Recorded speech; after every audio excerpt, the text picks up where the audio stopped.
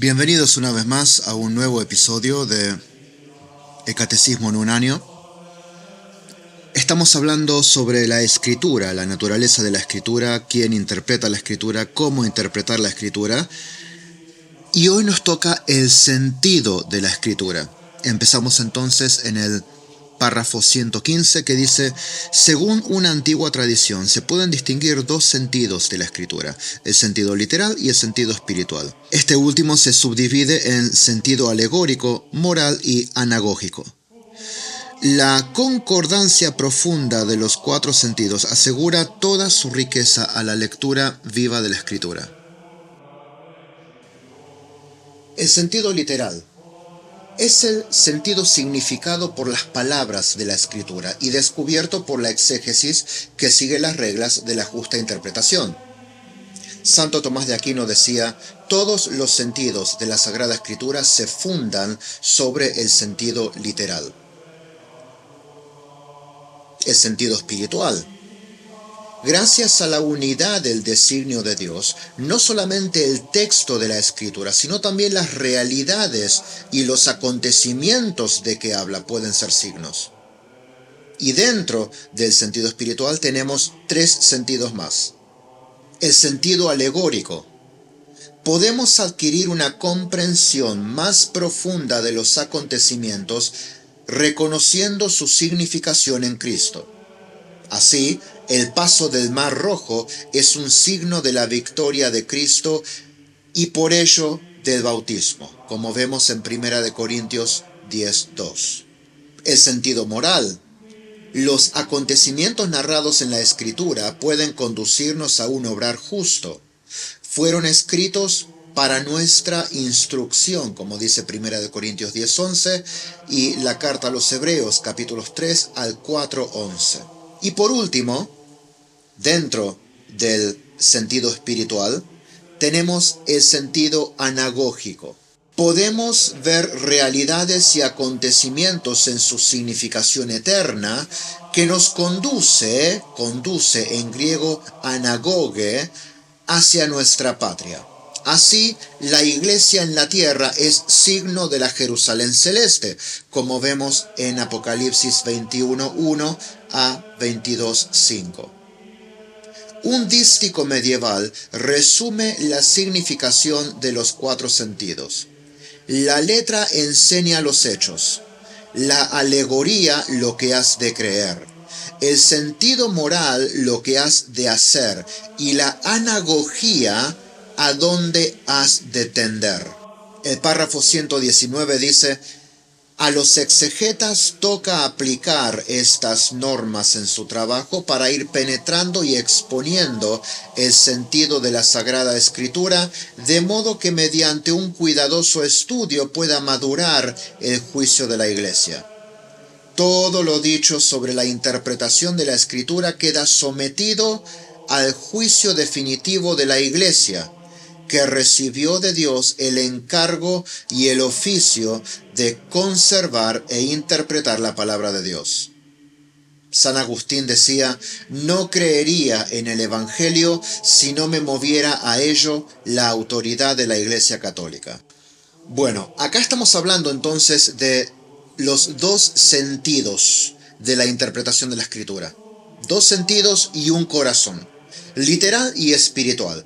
El catecismo nos recuerda que la escritura tiene dos sentidos fundamentales. Por un lado, el sentido literal. Es lo que el texto dice tal como está escrito. No es la interpretación subjetiva de uno, sino el significado que se desprende directamente de las palabras que están en el papel. Es el cimiento sobre el que se apoyan todos los demás sentidos. Santo Tomás de Aquino lo expresa con claridad. Todos los sentidos de la Sagrada Escritura se fundan sobre el sentido literal. Si ignoramos el sentido literal, podemos inventarnos significados que nunca estuvieron ahí. Y es muy peligroso eso.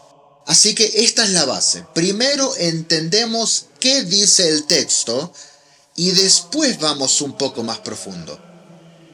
El segundo sentido es el sentido espiritual. Es el nivel que nos abre a la acción de Dios en la historia y en nuestras vidas. En el sentido espiritual, los acontecimientos y realidades de la Biblia se convierten en signos que nos enseñan, que nos orientan, que nos elevan. Y aquí, en el sentido espiritual, tenemos tres subtipos importantes. El primero es el alegórico, que nos permite ver cómo los hechos del Antiguo y Nuevo Testamento apuntan a Cristo. Un ejemplo clásico, el paso del Mar Rojo. El paso del Mar Rojo no es solo parte de la historia de Moisés, sino que prefigura nuestro bautismo, y esto lo vemos enseñado en el Nuevo Testamento. Es como un espejo que refleja algo más grande de lo que vemos a simple vista, por grandioso que el paso del Mar Rojo haya sido en sí mismo. El segundo subtipo del sentido espiritual es el moral. Nos indica cómo vivir. Los relatos bíblicos no son solo relatos, nos enseñan a obrar bien, a tomar decisiones correctas. Fueron escritos para nuestra instrucción, para ayudarnos a ser mejores. Por ejemplo, el libro de los jueces detalla eventos realmente nefastos y catastróficos, como por ejemplo Jefté, juez de Galaad, quien ofrece en sacrificio a su propia hija, y se la ofrece al Señor Yahvé. Obviamente el texto no nos está diciendo que esto estuvo bien, ya que la ley de Moisés prohibía los sacrificios humanos. Pero sí nos muestra algo que el libro nos repite varias veces, en varias ocasiones, de principio a fin. En aquellos días no había rey en Israel, cada uno hacía lo que bien le parecía. Ahí vemos lo que sucede cuando no hay sumisión a Dios, cuando cada uno interpreta su propia teología, cuando cada uno decide lo que quiere hacer. El resultado es el caos que vemos a lo largo de ese libro. Este es solo un ejemplo, pero el sentido moral de lo que leemos está siempre presente y debemos buscarlo a la luz del magisterio. El tercer subtipo es el anagógico. Nos proyecta hacia lo eterno. Nos recuerda que nuestra vida tiene un destino final, la patria celestial, que estamos aquí de paso, que fuimos redimidos del reino enemigo que ya ha sido derrotado en la cruz por nuestro Rey Celestial y caminamos en terreno minado en dirección a nuestra patria. Caminamos en la certeza de una victoria ganada, sí. Caminamos con paso firme, sí. Pero también caminamos luchando contra el enemigo que quiere impedirnos el paso, aunque ya ha sido derrotado. Por ejemplo, la iglesia en la tierra es signo de la Jerusalén celestial. La Escritura nos hace mirar más allá del presente, nos hace mirar hacia lo que Dios ha preparado para nosotros en el futuro. Un dístico medieval lo resumía de una manera a modo de prosa, digamos.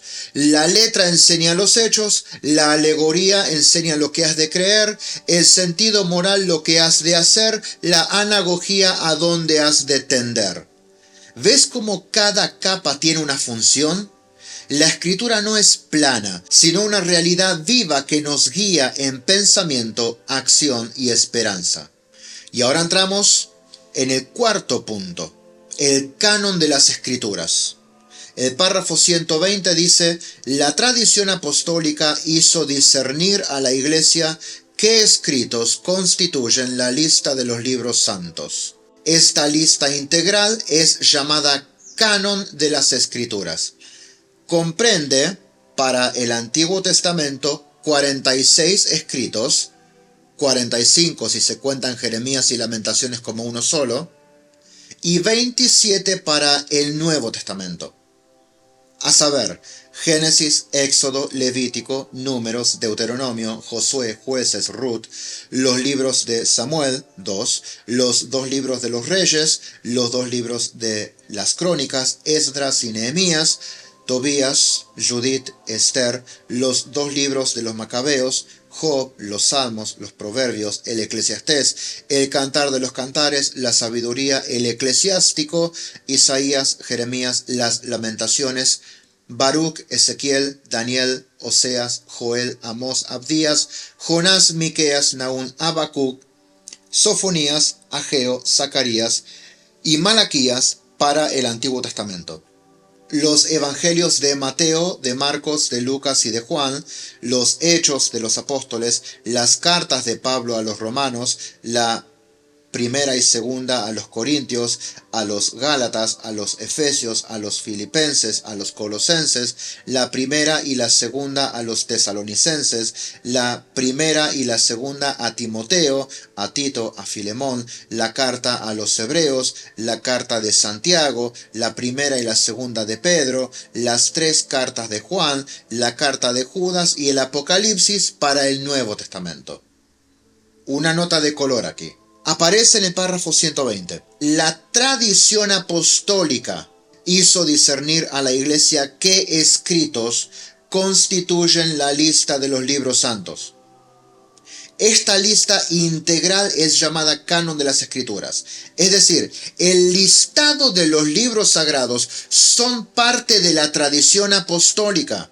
La Biblia no cayó del cielo compilada, traducida, encuadernada y con notas al margen para tu conveniencia y en cientos de versiones diferentes para tu elección. No. Por 3 siglos enteros, la Iglesia no tuvo un canon formal de las Escrituras. Tuvo papas, tuvo obispos, tuvo predicación, tuvo apologética, sacramentos, transubstanciación, cristología, trinidad, mariología, etcétera, etcétera, sin tener un canon oficial y formal de la Biblia. Es más, la epístola de Judas cita directamente del libro de Enoc como si fuera escritura. En Acaya circulaba la epístola del Papa Clemente Romano a los Corintios como si fuera parte del canon bíblico. Se usaba en la liturgia, se leía en la misa. Es decir, hubo diferentes versiones del canon hasta que la Iglesia oficializó la Biblia que tenemos hoy. ¿De dónde vino nuestro canon entonces? Se sentaron un par de obispos y dijeron tate, ti, suerte para mí y eligieron arbitrariamente qué libros entrarían en la Biblia. No, la misma tradición universal de la Iglesia ya discernía ciertos libros como canónicos y por medio de la tradición de la Iglesia se compiló el canon. Listo. Entramos entonces en el Antiguo Testamento. Párrafo 121. El Antiguo Testamento es una parte de la Sagrada Escritura de la que no se puede prescindir. Sus libros son divinamente inspirados y conservan un valor permanente, porque la antigua alianza no ha sido revocada. En efecto, el fin principal de la economía del Antiguo Testamento era preparar la venida de Cristo, Redentor universal. Aunque contienen elementos imperfectos y pasajeros, los libros del Antiguo Testamento dan testimonio de toda la divina pedagogía del amor salvífico de Dios. Contienen enseñanzas sublimes sobre Dios y una sabiduría salvadora acerca de la vida del hombre. Encierran admirables tesoros de oración y en ellos se esconden el misterio de nuestra salvación. Los cristianos veneran el Antiguo Testamento como verdadera palabra de Dios. La Iglesia ha rechazado siempre vigorosamente la idea de prescindir del Antiguo Testamento so pretexto de que el Nuevo lo habría hecho caduco. Eso es lo que decía el marcionismo. Así que acá se nos dice que la antigua alianza sigue vigente. A veces se escucha la idea errónea de que el Antiguo Testamento ya pasó de moda con la llegada de Cristo. Nada más lejos de la realidad. La antigua alianza no fue revocada, sino que preparó el camino para la nueva alianza en Cristo. Todo lo que Dios reveló en el Antiguo Testamento tiene un propósito que se completa en el Nuevo. Conocerlo a Él, a Cristo, conocer al Padre, al Hijo y al Espíritu Santo, conocer al plan de salvación y cómo Dios nos guía hacia la vida eterna. La nueva alianza no revoca la anterior, le da cumplimiento pleno y edifica sobre esta. El Antiguo Testamento no es solo historia antigua ni leyes olvidadas, contiene enseñanzas sublimes sobre Dios, sabiduría para la vida humana, tesoros de oración que todavía hoy nos hablan. Nos muestra cómo Dios se relaciona con su pueblo, cómo guía, cómo corrige, cómo ama. Nos revela su pedagogía divina. Cada profeta, cada relato, cada ley tiene un propósito para formar nuestra fe y prepararnos para la venida de Cristo. Es, en cierta manera, un mapa espiritual que nos conduce al misterio de nuestra salvación. El catecismo señala que aunque algunos elementos sean imperfectos o pasajeros, refiriéndose a aspectos históricos o culturales específicos, el mensaje central del Antiguo Testamento sigue siendo eterno y formativo. La Iglesia ha defendido siempre la importancia del Antiguo Testamento. Desde los primeros siglos hasta nuestros días, los cristianos lo veneran como palabra de Dios verdadera. Un ejemplo histórico. El marcionismo. El marcionismo era un movimiento que quería desechar el Antiguo Testamento porque decían que el Dios de Moisés era diferente del Dios revelado por Jesús. Ellos eran dualistas, creían en dos dioses. Un Dios malo, que era el del Antiguo Testamento, y un Dios bueno, el del Nuevo Testamento. Por ende, en el canon de Marción no había Antiguo Testamento. Bueno, la Iglesia rechaza esto con firmeza, porque la salvación en Cristo no elimina al Antiguo Testamento, sino que lo cumple y lo ilumina. Entramos entonces en lo que nos dice el Catecismo acerca del Nuevo Testamento. Párrafo 124. La palabra de Dios, que es fuerza de Dios para la salvación del que cree, se encuentra y despliega su fuerza de modo privilegiado en el Nuevo Testamento. Estos escritos nos ofrecen la verdad definitiva de la revelación divina. Su objetivo central es Jesucristo, el Hijo de Dios encarnado, sus obras, sus enseñanzas, su pasión y su glorificación, así como los comienzos de su iglesia bajo la acción del Espíritu Santo. Párrafo 125. Los evangelios son el corazón de todas las escrituras, por ser el testimonio principal de la vida y doctrina de la palabra hecha carne, nuestro Salvador. En la formación de los evangelios se pueden distinguir tres etapas. La primera es la vida y la enseñanza de Jesús. La Iglesia mantiene firmemente que los cuatro evangelios, cuya historicidad afirma sin vacilar, comunican fielmente lo que Jesús, Hijo de Dios, viviendo entre los hombres, hizo y enseñó realmente para la salvación de ellos, hasta el día en que fue llevado al cielo. El segundo, la tradición oral. Los apóstoles ciertamente, después de la ascensión del Señor, predicaron a sus oyentes lo que Él había dicho y obrado, con aquella crecida inteligencia de que ellos gozaban, instruidos y guiados por los acontecimientos gloriosos de Cristo y por la luz del Espíritu de verdad. El tercero, los evangelios escritos. Los autores sagrados escribieron los cuatro evangelios escogiendo algunas cosas de las muchas que ya se transmitían de palabra o por escrito, sintetizando otras o explicándolas atendiendo a la situación de las iglesias, conservando por fin la forma de proclamación de manera que siempre nos comunicaban la verdad sincera acerca de Jesús. Párrafo 127. El Evangelio cuadriforme ocupa en la Iglesia un lugar único. De ello dan testimonio la veneración de que lo rodea la liturgia y el atractivo incomparable que ha ejercido en todo tiempo sobre los santos. No hay ninguna doctrina que sea mejor, más precisa y más espléndida que el texto del Evangelio.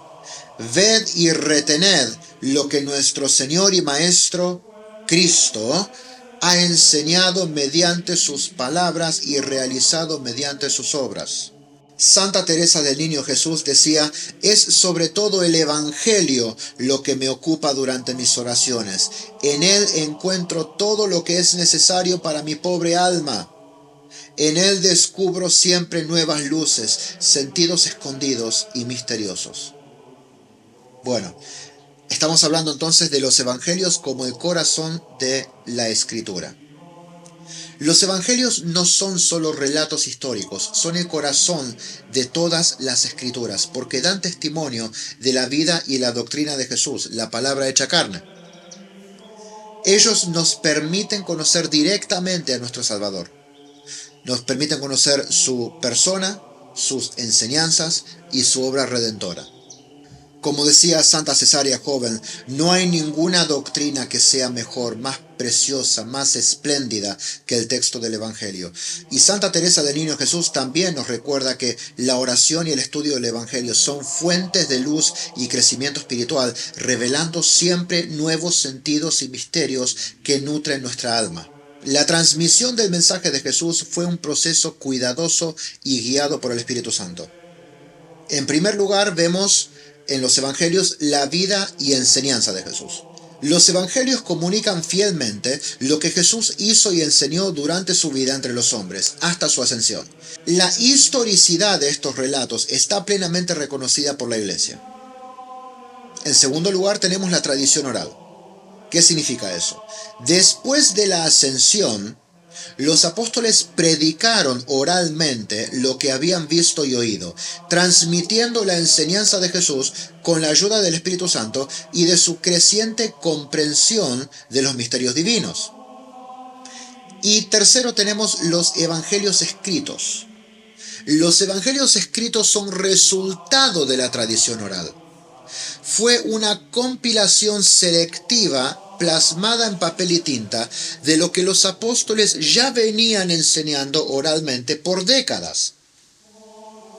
Los autores sagrados recopilaron, seleccionaron, organizaron cuidadosamente los relatos transmitidos, adaptándolos, y esto es importante, adaptándolos a las necesidades de cada comunidad, aunque siempre conservando la verdad sincera sobre Jesús. Es decir, como nos dice el Evangelio de Juan, no se escribió todo lo que Jesús hizo y dijo.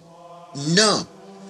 Lo que se escribió en cada evangelio cumple una función puntual dependiendo de quién es el destinatario, a quién está dirigido, porque están atendiendo estos relatos, estas compilaciones de la vida de Jesús, están atendiendo necesidades particulares de distintas comunidades en distintos momentos. Ahora entramos en lo que el catecismo nos acaba de presentar como evangelio cuadriforme.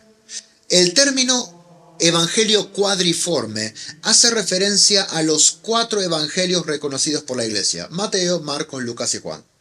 Su posición es única e insustituible. La liturgia y la devoción de los santos siempre han mostrado un profundo respeto por los 4 evangelios. Estos son la guía principal para la fe, para la oración y para la moral, ya que en sus páginas encontramos al Cristo vivo enseñándonos con sus palabras y sus obras. Los espero mañana a la mañana, 8 de la mañana, hora argentina, donde vamos a continuar desmenuzando el catecismo de la Iglesia Católica. Gracias por estar con nosotros. Chao.